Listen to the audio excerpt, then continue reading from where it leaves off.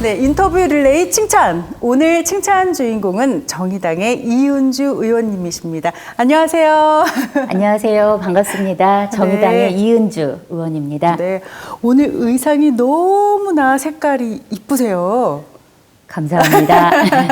오늘 저희가 여기 온 이유는요, 어떤 의원님께서 칭찬을 해주셨기 때문입니다. 어떤 분인지 혹시 짐작이 가십니까?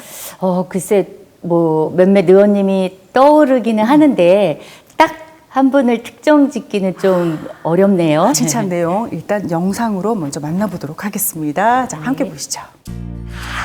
제가 어렸을 때 쌍무지개 뜨는 언덕이라는 소설을 본 적이 있습니다. 거기에 주인공이 이은주라는 소녀였습니다. 그 이은주라는 소녀는 아주 예쁘고 또 겸손하면서 자기 역할을 열심히 해내는 아주 그런 당찬 소녀였습니다.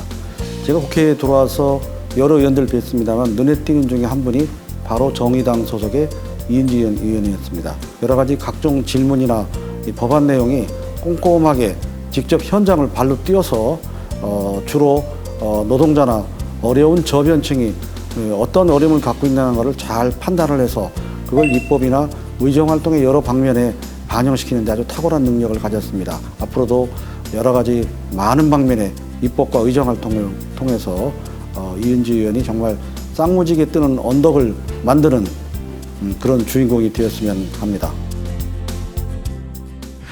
이명수 의원님, 과분한 칭찬 정말 감사드립니다. 시민들의 삶이 나아지는 정치를 위한 그런 선배님의 노력, 시민들의 삶을 좀 더 나아지게 하는 그런 의정활동 하시는 선배 의원님 보면서 늘 감동받고 있는데 저도 닮아서 저도 칭찬받은 만큼 그 이상의 활동을 펼치도록 최선을 다하겠습니다. 정말 감사합니다. 제21대 국회의원 정의당 이은주, 이명수 의원이 깊은 식견과 서민, 노동자 등 사회적 약자를 위해서 따뜻하고 합리적인 정치를 펼치는 이은주 의원을 칭찬합니다. 칭찬합니다. 감사합니다.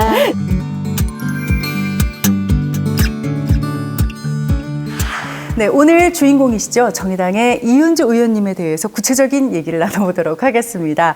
그 영무원 생활을 하셨던 그런 경험이 있으시고 거기서 더 나가서 노동운동을 하신 걸로 저희가 알고 있습니다. 네. 근데 거기서 어떻게 정치인이 되겠다라는 마음을 먹으셨는지 좀 궁금해요. 네, 제가 일했던 공기업인 서울 지하철은 과거에 지옥철이라고 불릴 만큼 그럼요. 네, 아주 열악한 노동 조건에 또 산업재해로 많은 노동자들이 사망한 그런 사업장이었습니다. 많은 노동쟁의 과정에서 많은 해고자들이 발생을 했습니다. 2011년에 그 서울시의 시장을 시민 후보로 시민들이 바꾸고 나서 10년 풍찬 노숙으로도 해결하지 못했던 해고자 복직의 물꼬가 트이고 실제로 그분들이 이제 현장으로 돌아오게 됐습니다. 그때 바로 제가 정치의 효능감 같은 것을 보게 됐죠. 깨닫게 된 것입니다.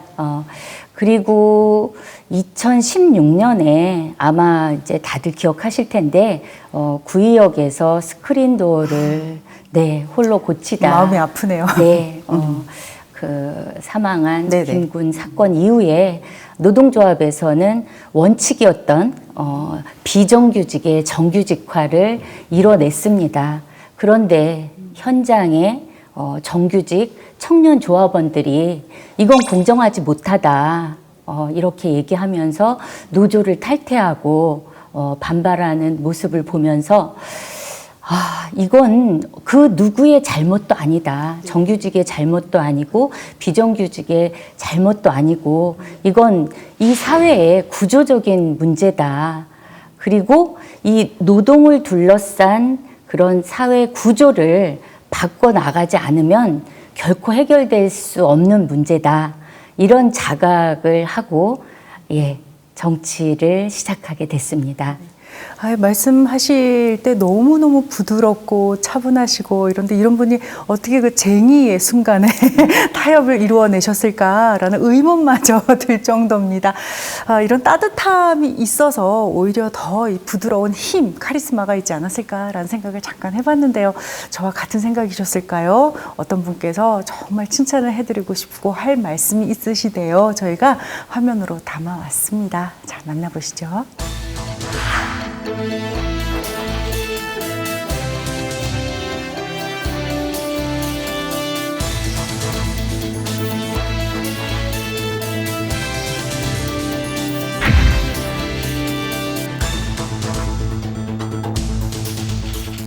전국 6대 도시 지하철, 도시철도의 재정이 현재 5년간 6조 8천억 원의 적자에 육박하고 있습니다.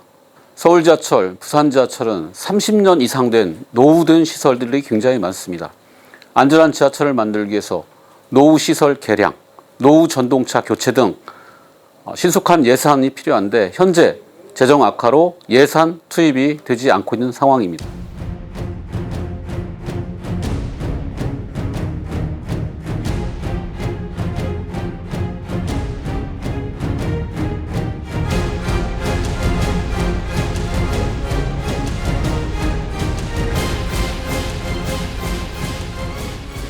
지방에 계시는 분들도 서울에 올라오시면 지하철을 무임으로 타고 계십니다. 저는 지방사무가 아니고 교통약자에 대한 국가가 법으로 규정한 보편적 복지라고 생각합니다.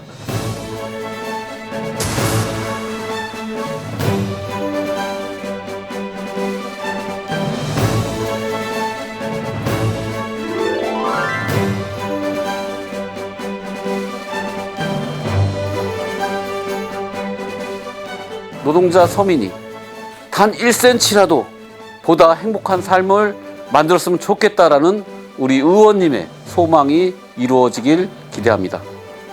저희 동료 노동자로서, 동료 시민으로서 우리 이은주 의원님을 늘 응원하겠습니다.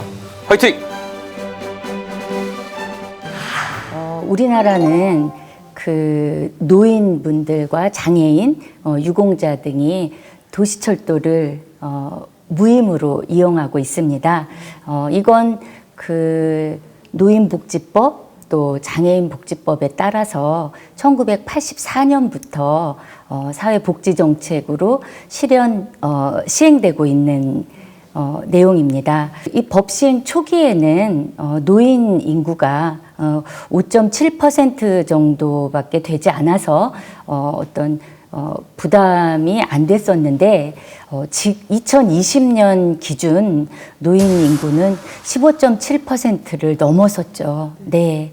그래서 운영 기업의 재정 적자의 큰 부분을 차지하고 있습니다. 근데 더 중요한 문제는 이런 재정 악화가 결국은 그 노후 시설에 대한 안전 투자를 못하게 되고 노후 전동차도 교체를 못하게 되고 결국에는 시민 안전을 위협하게 되는 겁니다.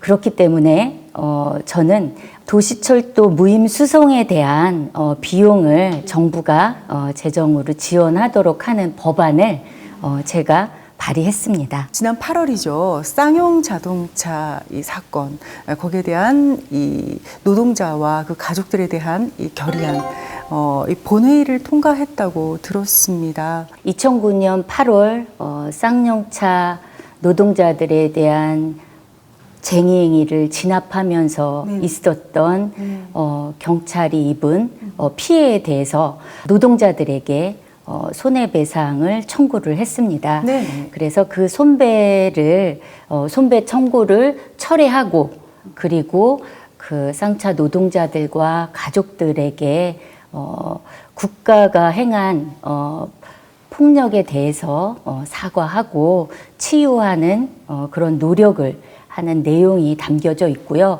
또 마찬가지로 그 국가의 명령으로 진압에 나섰던 경찰들에 대해서도 치유가 필요하다는 내용을 담고 있는 결의안입니다. 근데 뭐 100분도 아니고요. 제가 이제 들어본 바로는 117분의 동의를 받으셨어요. 이렇게 많은 의원들에게 동의를 받으셨는데 뭐 특별한 이유가 있으십니까?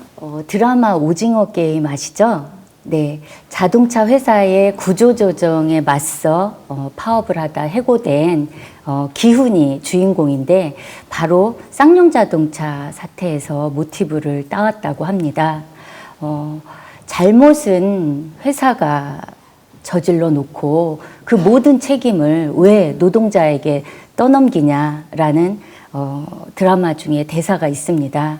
바로 이 쌍용자동차의 문제를 고스란히 드러내 주는 거죠.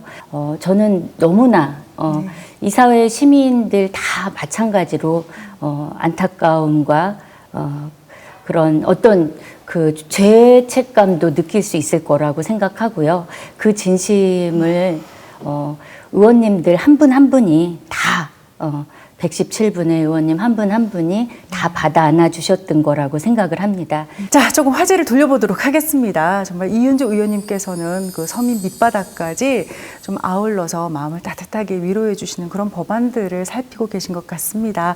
국민 한 분께서 이윤주 의원님께 하실 말씀이 있으시대요. 아마 칭찬이지 않을까 싶은데요. 화면에 담아왔습니다. 함께 만나보시죠.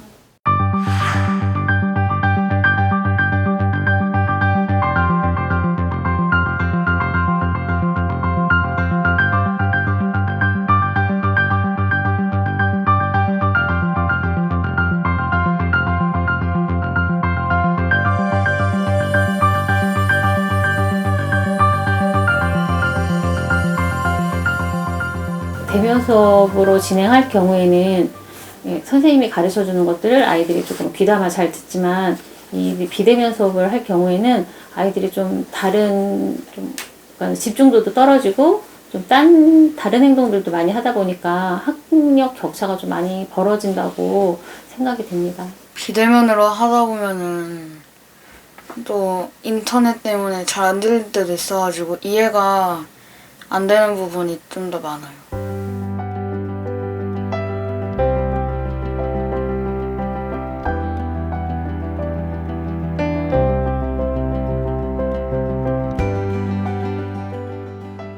한 학급당 아이들이 줄어들게 되면 선생님이 아이들한테 신경 쓰는 부분도 좀 더 질이 좋아지겠죠. 그리고 아이들도 사실 코로나 때 정해진 그 공간 안에서 아이들이 좀 적게 생활하다 보면 그런 감염 우려도 조금 더 낮아지지 않을까 싶습니다.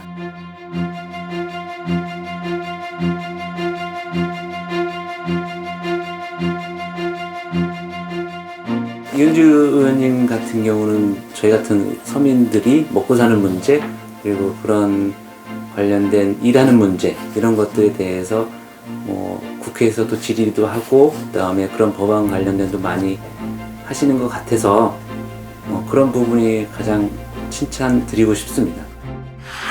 초중등교육법 일부 개정 법률안. 자, 이게 어떤 법인지 설명을 좀 부탁드리겠습니다. 네, 우리나라는 평균 학급당 학생 수가 초등학교는 23명 또 중학교는 27명으로 상당히 많습니다. 하지만 영재교육법에 따라서 영재교육기관은 학급당 학생 수의 상한선이 20명으로 법으로 정해져 있습니다. 그래서 코로나 위기 시대에 사회적 거리두기로 우리 학생들이 실제 대면 수업, 출석 수업을 못 했잖아요. 결국은 재정 지원도 받지 못하고 또 이게 고스란히 교육 격차로 나타나게 된 겁니다. 그래서 저는 초, 중 등 학교에 학급당 학생 수를 20명으로 상한선을 교육감이 정할 수 있도록 하는 그런 법안을 발의했습니다. 네, 아이들의 교육 문제까지 아주 살뜰하게 살피시는 것 같습니다. 뿐만 아니라 정치개혁특별위원회 위원장도 맡고 계시고 또 정치개혁 5대 과제 이 법안을 발의하셨다라는 보도도 얼마 전에 본 것 같습니다. 여기에 대한 말씀도 좀 부탁을 드리겠습니다. 네, 정의당은 지난 6월부터 정치개혁특위를 구성해서 그 5대 입법 과제를 만들어 냈고요. 네. 그리고 제가 이제 정치개혁특위위원장을 맡고 있습니다. 네. 그 중에 그 피선거권 연령을 18세로 낮추는 법안은 지난 8월에 이미 발의를 했고요. 그리고 지방의회 제도를 개선하는 것, 그리고 대통령 선거와 자치단체장 선거에 결선 투표제를 도입하는 것, 그리고 지구당 부활과 시도당 강화, 그 다음에 정당 교부금 분배에 대한 개선, 이렇게 5대 과제를 당론으로 확정하고 지난 11월 15일 날 발의를 마쳤습니다.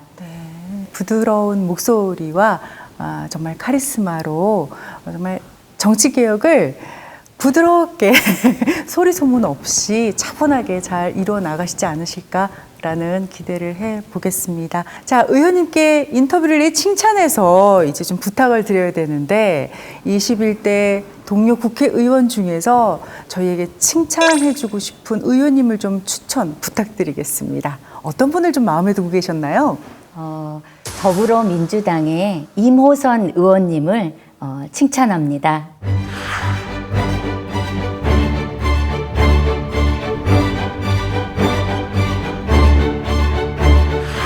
임호선 의원님, 이렇게 영상으로 인사를 드리니까 또 새롭네요.